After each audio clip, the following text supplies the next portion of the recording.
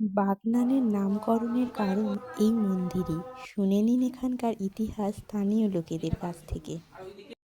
আমাদের পাড়ায় এখনো পাওয়া যায় বাগরোল, ওই বন বাঘ জানেন তো, বন বিড়াল এত অত্যাচার ছিল তখন এইখানকার গ্রামবাসীরা এই এই বনদেবী আর কি, এই মায়ের দেখুন সিংহের ওপর ঠাকুর দেবী মা দেখতে পাবেন। না না আমি এমনি বলছি, শুনুন না, সিংহের ওপর দেখতে পাবেন, দেখেছেন সেরা সেরা বাড়ি যেমন, কিন্তু এটা হচ্ছে আমরা বাঘের ওপর করি, কারণ এই অঞ্চলে সেই বন বিড়ালের খুব উৎপাত ছিল, ইভেন এখনো অবধি আছে, এখনো অবধি দেখা যায়।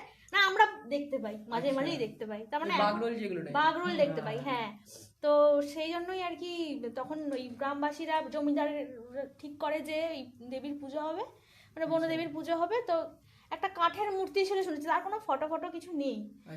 এবার 2000 সম্ভবত 2002 সালে এই পাড়ার লোক, মানে কাঠের মূর্তিটা একদম নষ্ট হয়ে যায়, উইটুই খেয়ে নষ্ট হয়ে গেছিল, তারপরে এই কাঠের মূর্তিটার আদলে এই পাথরের ঠাকুরটা বন্যায় ভেসে গেছিল। না না না না ওই বন্যা টন্যা হয়ে একবার নষ্ট হয়ে গেছিল। আচ্ছা, পুরনো মন্দিরটা নষ্ট হয়ে গেছিল।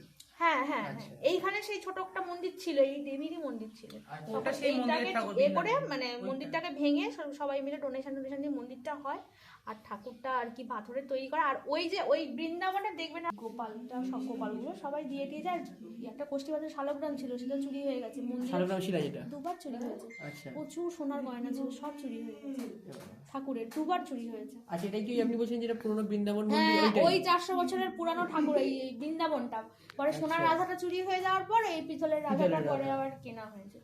আচ্ছা, এই মন্দির ধ্বংসাবশেষ আছে, ঠাকুরটা এখানে আছে, ঠাকুরটা নিয়ে চলে আসছে। ওটা তো রক্ষণাবেক্ষণ হয় না, একেবারেই আচ্ছা আচ্ছা পড়ে রয়েছে।